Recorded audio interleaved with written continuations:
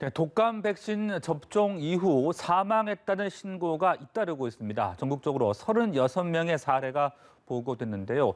보도국 연결해서 지금까지의 상황 알아보겠습니다. 김장현 기자. 네, 질병관리청이 오늘 오후 1시 기준 독감 백신 접종 후 사망자가 모두 36명으로 집계됐다고 밝혔습니다. 신고 사례 36명 가운데 34명은 접종 후 사망 신고된 사례였고 2명은 중증 이상 반응 신고 후 사망한 사례였습니다. 어제 오후 4시 기준과 비교해 접종 후 사망 신고는 9명 늘었고 중증 신고 후 사망 사례도 2명 새로 발생했습니다. 질병청은 관련 사망자가 늘었지만 백신이나 예방접종과 연관성이 확인되지 않은 단순 신고 통계라고 설명했습니다. 현재 백신과 사망 간의 직접적인 인과관계는 확인되지 않았다는 게 보건당국 기본 입장입니다. 특히 일부 지방자치단체에서 자체 접종 보류 결정을 내린 데 대해 보건당국과 협의 없이 단독으로 백신 접종 중단을 결정해선 안 된다고 밝혔습니다.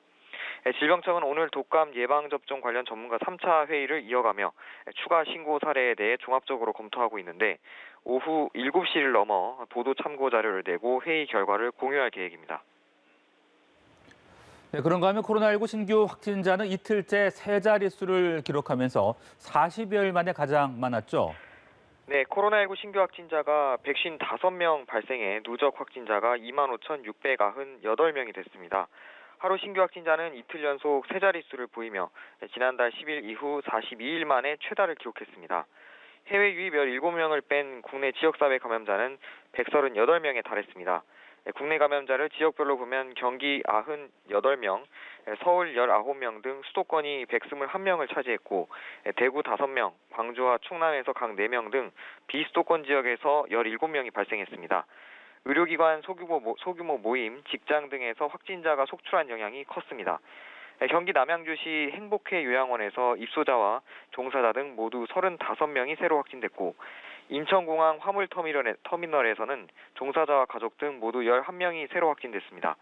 방역당국은 코로나19 장기화에 따라 방역 조치를 권역별로 세분화하고 사회적 거리두기 체계도 전면 개편하기로 했습니다. 지역 상황에 맞춰 대응 전략을 세분화하고 사회적 수용성을 고려해 집합금지 등 강제 조치는 최소화하면서도 고위험 시설에 맞는 정밀 방역을 강화할 계획입니다. 지금까지 보도국에서 전해드렸습니다.